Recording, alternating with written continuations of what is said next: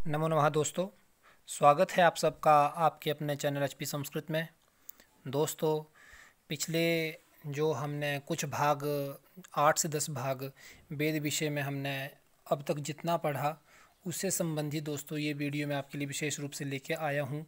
ये मेरी वीडियो पिछली 8 वीडियो के आधार पर ही है दोस्तों। इस वीडियो में हम वेद भाग के विषय में अध्ययन करेंगे। जितना भी हमने आज तक वेद के विषय में जाना उनसे संबंधित दोस्तों इस वीडियो में मैं प्रश्न लेके आया हूं। और दोस्तों, जैसा कि आप सबको विदित है कि अब शास्त्री कमीशन आ रहा है तो दोस्तों मेरी ये जो वीडियो है पूर्ण रूप से शास्त्री कमीशन पर आधारित है। और जैसा कि आप थंबनेल में देख भी रहे हैं कि जिस स्लाइड को आप अभी देख रहे हैं इसके बैकग्राउंड में मैंने एक प्रश्न पत्र का एक फ़ोटो लगाया है दोस्तों। तो दोस्तों इसको देख के आप समझ गए होंगे कि इस वीडियो में केवल मैंने प्रश्न जो पूछे होंगे तो ये वही प्रश्न होंगे जो पिछली जितने भी कमीशन की हमारी परीक्षाएं हुई उनमें जो प्रश्न आए हैं वही इस वीडियो में होंगे दोस्तों। तो दोस्तों ज़्यादा समय ना गवाते हुए चलते हैं आज की वीडियो की तरफ, जो कि आपकी स्क्रीन पे कुछ इस प्रकार है। सर्वप्रथम पहला प्रश्न जो आपकी स्क्रीन पर है वो कुछ इस प्रकार है दोस्तों।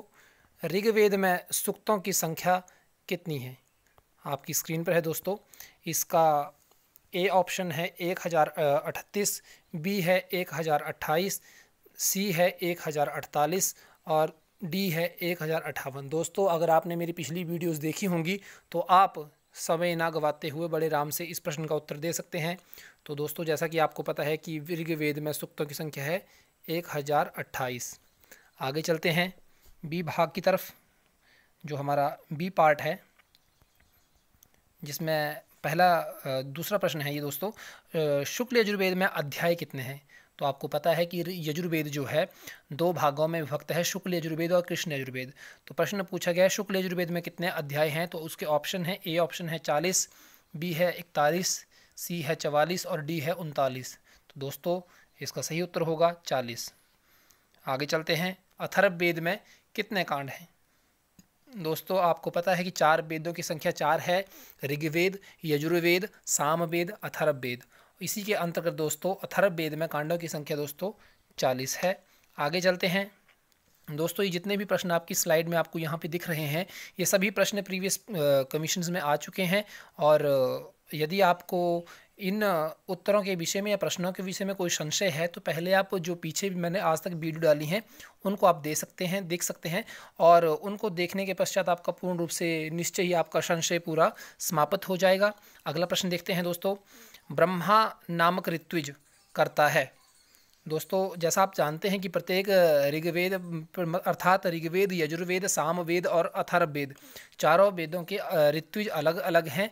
जैसे ऋग्वेद के हैं पैल, यजुर्वेद के हैं वैशंपायन, ये इनके शिष्य थे। और उसी प्रकार आगे जैसे ऋग्वेद का कार्य क्या था, जैसे मंत्रों का, स्तुतियों को लिखना इत्यादि, यजुर्वेद का जैसे संपादन विधि पूर्वक यज्ञ इत्यादि करना। तो उसी प्रकार यहाँ प्रश्न पूछा गया कि ब्रह्मा नामक ऋत्विज। तो दोस्तों यहाँ मैं आपको बता दूं कि ब्रह्मा नामक ऋत्विज जो था अथर्ववेद का एक ऋत्विज है। और उसका कार्य क्या है? तो उसके लिए ऑप्शन है, ए ऋचाओं का स्वर्गान करना, बी यज्ञ का संपूर्ण विधि पूर्वक संपादन करना, सी यज्ञ का निरीक्षण करना और डी देवताओं की आवाहन और स्तुति। तो दोस्तों मैं आपको बताना चाहूँगा ऋग्वेद जो था ये देवताओं का आवाहन करता है, यजुर्वेद जो है यज्ञ का संपादन करता है और गान रूप जो है सामवेद है। और जो आपके पास अंतिम ऑप्शन बचा निरीक्षण करना, तो यज्ञ का निरीक्षण जो है दोस्तों ब्रह्मा करता है। इसका उत्तर सी होगा। आगे चलते हैं अरण्यक की रचना हुई है, मतलब अरण्यक कहाँ लिखे गए हैं दोस्तों?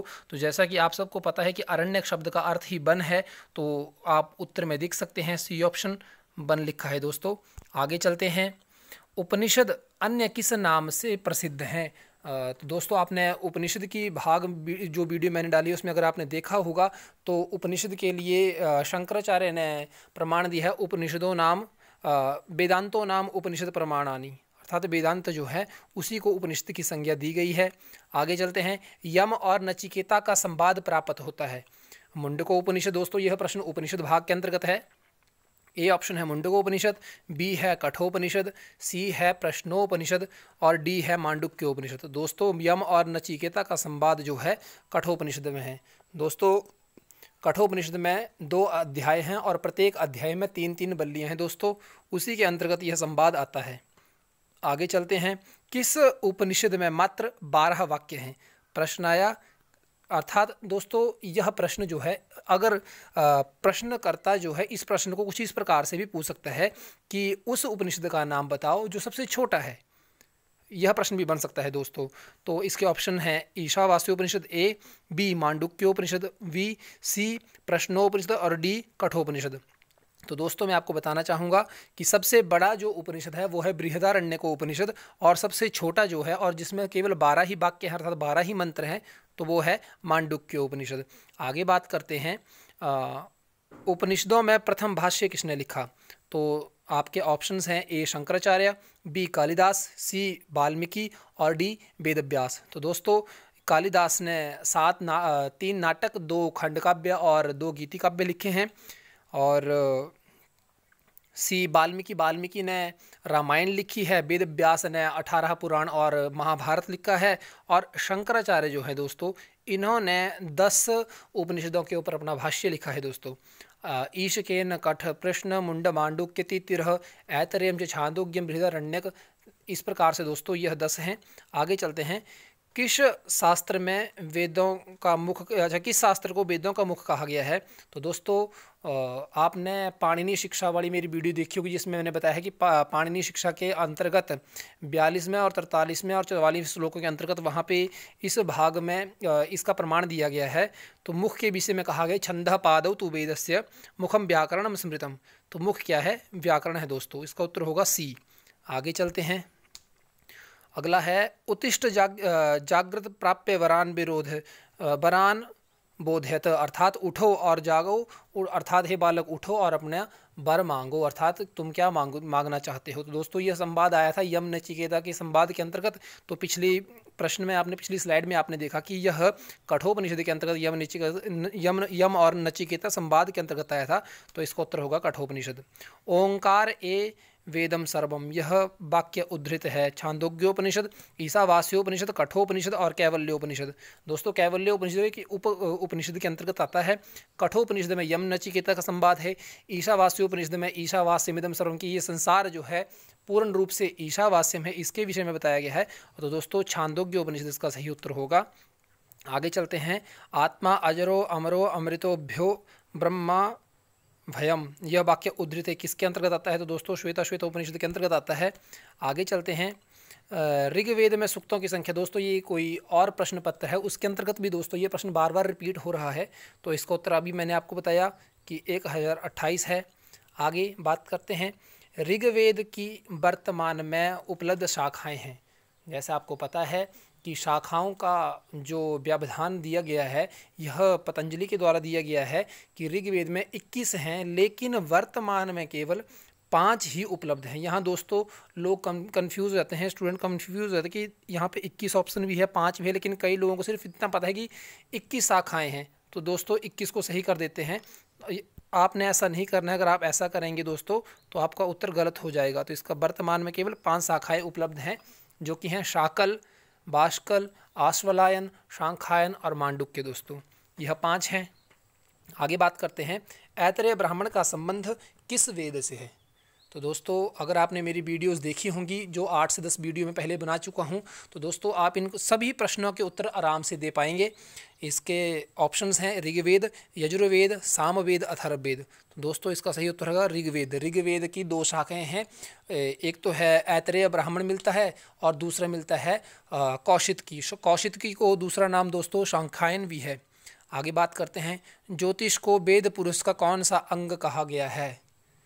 तो दोस्तों पाणिनि शिक्षा के अंतर्गत है, प्रमाण है ज्योतिषम अयनम चक्षु अयन होते हैं नेत्र। दोस्तों आगे बात करते हैं, ईशावास्योपनिषद ऋग्वेद के कौन से अध्याय के अंतर्गत आता है? आपके ऑप्शंस हैं 31वां, 34वां, 36वां और 40वां। तो दोस्तों ईशावास्योपनिषद जो ऋग्वेद का 40वां अध्याय है, 31वां जो है दोस्तों पुरुष सूक्त है और 34वां जो है शिव संकल्प सूक्त है दोस्तों, और 40वां जो है यह है ईशावास्योपनिषद। आगे बात करते हैं, माता भूमि पुत्रोहम पृथिव्या, यह मंत्रांश किस वेद के अंतर्गत है? ऋग्वेद, अथर्ववेद, सामवेद और यजुर्वेद। दोस्तों भूमि सूक्त जो है अथर्ववेद के 12वें कांड के अंतर्गत आता है दोस्तों, तो दोस्तों इसका उत्तर होगा अथर्ववेद। आगे चलते हैं, वेदांगों की संख्या कितनी है? 6 वेदांग हैं दोस्तों। आगे चलते हैं, सामवेद से संबंधित ब्राह्मण हैं गोपथ, आर्षय, तैत्तिरीय और ऐतरेय। गोपथ ब्राह्मण जो है दोस्तों अथर्ववेद का है, ऐतरेय जो है ऋग्वेद का है, तैत्तिरीय जो है दोस्तों कृष्ण यजुर्वेद का है। तो दोस्तों बचा सिर्फ आर्षय, तो इसका उत्तर सही होगा आर्षय। दोस्तों आप भी इन प्रश्नों को अपने आप स्वयं हल कर सकते हैं, और जितने आपके अंक बनते हैं वो आप कमेंट के माध्यम से आप मुझे बता भी सकते हैं। आगे चलते हैं, ब्राह्मणे निष्णातः षडंगो वेदध्यो गेयश्च, यह उक्ति है पाणिनि की, वेदव्यास की, पतंजलि की, कात्यायन की। दोस्तों यह पतंजलि की उक्ति है। आगे चलते हैं, तस्माद् ज्ञात सर्वहुत ऋचः समानि जजीरे छंदासी गुंसी छंदासी जजीरे तस्माद् युजुस्मात् अजायत। पुरुष सूक्त के इस मंत्र में कितने वेदों की चर्चा हुई है दोस्तों? ऑप्शंस हैं 1, 2, 3, 4। दोस्तों मंत्र भाग को पढ़ें, यहाँ पे बताया है ऋचः, समानी, जैसे आप पढ़ पा रहे होंगे, और यजु 3 आए दोस्तों सामने, तो इसका उत्तर होगा 3। तैत्तिरीय आरण्यक में कुल कितने प्रपाठक हैं? A 8, B 6, C 10, D 12। दोस्तों इसका उत्तर होगा 10। आगे चलते हैं, अब्राह्मणान ब्राह्मणों ब्रह्मवर्चसी जायताम, यह वैदिक प्रार्थना किस वेद के अंतर्गत है दोस्तों? तो प्रार्थनाएं मूल रूप से ऋग्वेद के अंतर्गत हैं दोस्तों सभी। आगे चलते हैं, वेद में प्राचीनतम वेद कौन सा है दोस्तों? सबसे प्राचीनतम वेद जैसा आप सबको पता है कि अग्रगण्य ऋग्वेद है। आगे चलते हैं, अदबर्यु ऋत्विज का संबंध किस वेद से है? तो ऑप्शंस हैं A Rigveda, B Yajurveda, C Samaveda, D Atharvaveda. तो जैसा कि मैंने आपको पहले बताया, ऋग्वेद के हैं ऋत्विज होता, यजुर्वेद के हैं अदबर्यु, सामवेद के हैं उद्गाता, और ब्रह्मा जो हैं अथर्ववेद के हैं दोस्तों। तो इस प्रकार इसका उत्तर होगा यजुर्वेद। आगे चलते हैं, धनुर्वेद ऋग्वेद के हैं आयुर्वेद, यजुर्वेद का है धनुर्वेद, सामवेद का है नारदी से संबंधित, और अथर्ववेद जो है इसका है स्थापत्य वेद दोस्तों।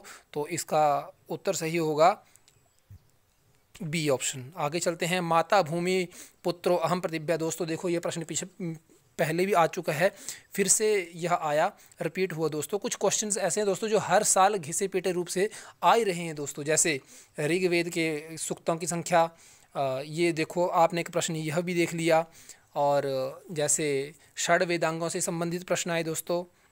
अब इसका उत्तर जैसे मैंने आपको पहले ही बताया कि माता भूमि पुत्रो अहम प्रतिभ्या, यह अथर्ववेद के अंतर्गत है। आगे चलते हैं, प्रस्थान त्रयी में निम्न में से कौन से ग्रंथ की गणना नहीं होती है? तो जैसा कि आपको पता है प्रस्थान त्रयी में आते हैं श्रीमद् भगवत गीता, उपनिषद और ब्रह्मसूत्र। तो दोस्तों भागवत की गणना उसके अंतर्गत नहीं होती है। आगे चलते हैं, चरैवेति। चरैवेति मतलब चलते रहो, बढ़ते रहो। यह वाक्यांश जो है इसका संबंध किस ग्रंथ से है? तो गोपथ ब्राह्मण से है, B शतपथ ब्राह्मण से है, C षड्विश ब्राह्मण से है, और A ऐतरेय ब्राह्मण। दोस्तों यह ऐतरेय ब्राह्मण के अंतर्गत है। ऐतरेय ब्राह्मण जो है इसके रचयिता महिदास हैं, इसके अंतर्गत आया है दोस्तों ये। आगे प्रश्न है, रेखा गणित की प्राप्ति कहाँ से होती है? दोस्तों रेखा गणित से संबंधित प्रश्न का अर्थ हुआ कि वेदिका निर्माण से संबंधित प्रश्न है दोस्तों, तो इसका उत्तर होगा शुल्ब सूत्र दोस्तों। आगे चलते हैं, वेदांग ज्योतिष के रचयिता कौन है? तो दोस्तों वेदांग की वीडियो में आपने देखा होगा आराम से, तो वहाँ पे मैंने इसका पूर्ण रूप से बताया है, तो इसका उत्तर होगा लग्धाचार्य। आगे चलते हैं, वेद पुरुष का नेत्र किसे कहा गया? दोस्तों फिर से यह प्रश्न आ गया, तो ज्योतिषम अयनम चक्षु, ज्योतिष जो है वो नेत्र है।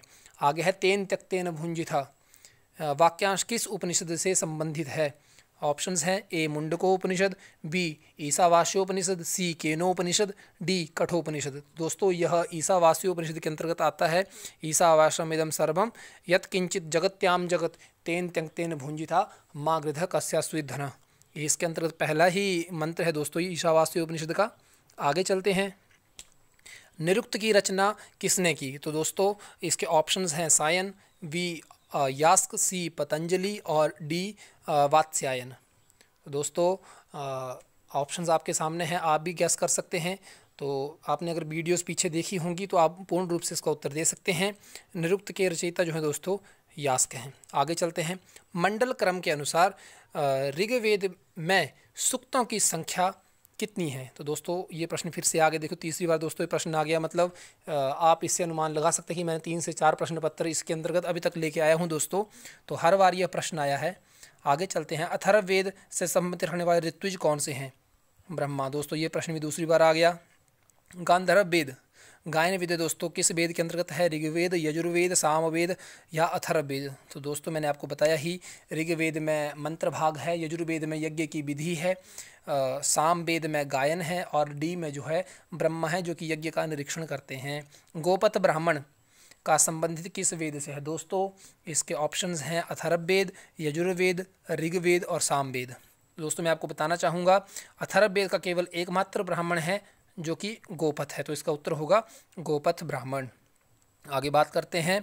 के नेशितम पतति प्रेषितम मनः, ये दोस्तों वाक्यांश, ये जो वाक्यांश है का संबंध किस उपनिषद ग्रंथ से है? तो ऑप्शंस हैं ए Ishavasyopanishad, B Kenopanishad, C Taittiriyopanishad, D Mundakopanishad. तो दोस्तों के नेशितम प्रेषति यह केनोपनिषद का है और पहला ही मंत्र है इसका। ये संस्कारों का वर्ण किस सूत्र ग्रंथ के किस सूत्र ग्रंथ में उपलब्ध होता है? तो ऑप्शंस हैं ब्रह्म सूत्र, धर्म सूत्र, गृह सूत्र और शोध सूत्र।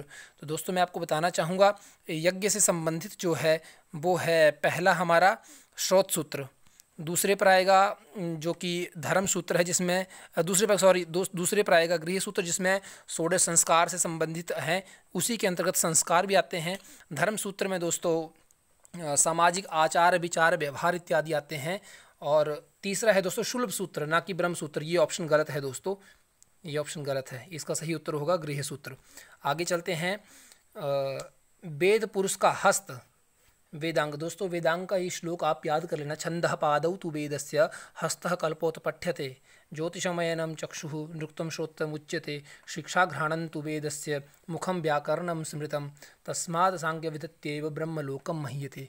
उसके अंतर्गत दोस्तों सभी बताएं हस्तः कल्पोत्पठ्यते। दोस्तों श्लोक याद होगा दोस्तों तो आप 1 सेकंड में इसका उत्तर दे सकते हैं। आगे चलते हैं। वाष्कल शाखा का संबंध किस वेद से है? ऑप्शंस हैं ए अथर्ववेद, बी यजुर्वेद, सी ऋग्वेद, डी सामवेद। शाकल और वाष्कल शाखा जो मैंने आपको पहले ही बताया कि 5 वर्तमान में शाखाएं उपलब्ध है ऋग्वेद की, तो उनमें ये वाष्कल शाखा है, तो इसका उत्तर होगा ऋग्वेद। आगे बात करते हैं। शुक्ल और कृष्ण के भेद में किस वेद का विभाजन हुआ है? तो ऑप्शंस हैं ए ऋग्वेद, बी यजुर्वेद, सी सामवेद, डी अथर्ववेद। तो दोस्तों शुक्ल और कृष्ण जो भेद हैं ये यजुर्वेद के हैं। आगे बात करते हैं। शतपथ ब्राह्मण किस वेद से संबंधित है? ऑप्शंस हैं ए ऋग्वेद, बी यजुर्वेद, सी सामवेद, डी अथर्ववेद। शतपथ ब्राह्मण जो है दोस्तों यह शुक्ल यजुर्वेद के अंतर्गत आता है। आगे बात करते हैं। गायत्री मंत्र के उपास्य देवता कौन है? A Indra, B Varun, C Yama, D Savita. दोस्तों सविता इसका सही उत्तर होगा। आगे कुर्वण्ये वेह कर्माणि जीवे विच्छेद समः। दोस्तों यह मंत्रांश, ये वाक्यांश जो है किस उपनिषद से संबंधित है? A option Ishavasyopanishad, B Kenopanishad, C Taittiriyopanishad, D Mundakopanishad. तो दोस्तों इसका सही उत्तर होगा ईशावास्योपनिषद जिसमें कि 16 मंत्र मूल रूप से हैं। आगे बात करते हैं। वेदांग कितने हैं? तो दोस्तों 6 वेदांग हैं। आगे बात करते हैं। वेद पुरुष का मुख किस वेदांग को कहा गया? मुखम व्याकरणम स्मृतम। दोस्तों ये फिर से पाणिनि शिक्षा का दोस्तों ये बहुत ही इंपॉर्टेंट है। आगे चलते हैं। द्वा सुपर्णा सयुजा सखाया समानम वृक्षम परिसस्व जाते। वाक्यांश किस उपनिषद से संबंधित रखता है? ए मुंडकोपनिषद, बी ईशावास्योपनिषद, सी केनोपनिषद, डी कठोपनिषद। आपके सामने हैं दोस्तों ऑप्शंस, तो आप बता सकते हैं। तो इसका सही उत्तर होगा दोस्तों मुंडकोपनिषद। और दोस्तों यही मंत्रांश जो है श्वेतोपनिषद के अंतर्गत भी है दोस्तों। अगर श्वेतोपनिषद भी अगर ऑप्शन में होगा तो आप उसको भी टिक कर सकते हैं, तब भी आपका उत्तर सही होगा। आगे बात करते हैं। डैश बहुधा वदंती पूरा करें, यह रिक्त स्थान हमने पूरा करना है दोस्तों। एक एव, एकम सद्विप्रा, एकम वा एव, एक सूर्य। तो दोस्तों इसका सही उत्तर होगा एकम सद्विप्रा बहुधा वदंती, कि अर्थात एकम सद्विप्रा, ब्रह्म जो है एक है लेकिन उसका क्या है?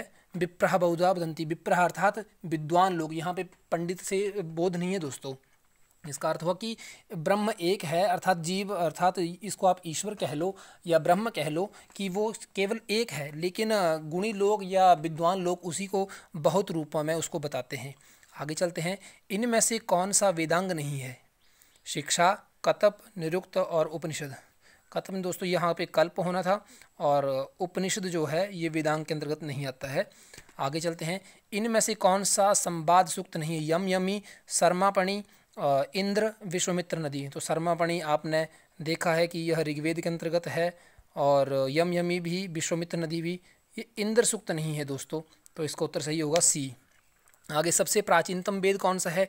फिर से प्रश्न आ गया, तो इसका उत्तर होगा सी। आगे चलते हैं। ऋग्वेद होगा इसका उत्तर। आगे चलते हैं। अगला प्रश्न है, ऋचाओं द्वारा आवाहन किया जाता है। ऋचाओं में किसको आवाहित किया जाता है दोस्तों? राक्षसों का, देवों का, मनुष्यों का, जानवर जीवों का। तो दोस्तों जैसा कि आपको पता है कि देवताओं के लिए है, जिसमें प्रकृति संबंधी ही देवता सभी हैं। आगे चलते हैं। यज्ञ में ऋग्वेद के मंत्रों का उच्चारण कौन करता है? तो दोस्तों ऋग्वेद में मंत्रों का उच्चारण होता करता है। आगे चलते हैं। निरुक्त की रचना किसने की थी? प्रश्न फिर से आगे दोस्तों, इसका सही उत्तर है यास्क ने की थी। अगला प्रश्न है, वेद का मुख कहा जाने वाला वेदांग है? मुखम, व्याकरणम, स्मृतम। दोस्तों इसका सही उत्तर बी होगा। आगे, यम यमी में संबंध है। यम और यमी कौन थे दोस्तों? यह ऋग्वेद के दशम मंडल के दसम सूक्त के अंतर्गत आता है। तो इसके दसम मंडल के अंतर्गत आता है दोस्तों ये। इसकी संख्या 10 है। आगे बात करते हैं। इसमें यम जो है भाई है और यमी जो है बहन है दोस्तों। आगे बात करते हैं। अग्नि मिले पुरोहितमिति वेद मंत्र का भाग क्या है? दोस्तों ये ऋग्वेद का पहला मंत्र है कि अग्नि मिले पुरोहितम, इसके अंतर्गत अग्नि की स्तुति की गई है। आगे चलते हैं। गायत्री मंत्र के दृष्टा कौन है दोस्तों? तो गायत्री मंत्र तृतीय मंडल के अंतर्गत आता है दोस्तों। इसका उत्तर होगा विश्वामित्र। आगे चलते हैं। ऋग्वेद की उपलब्ध शाखाएं कितनी हैं?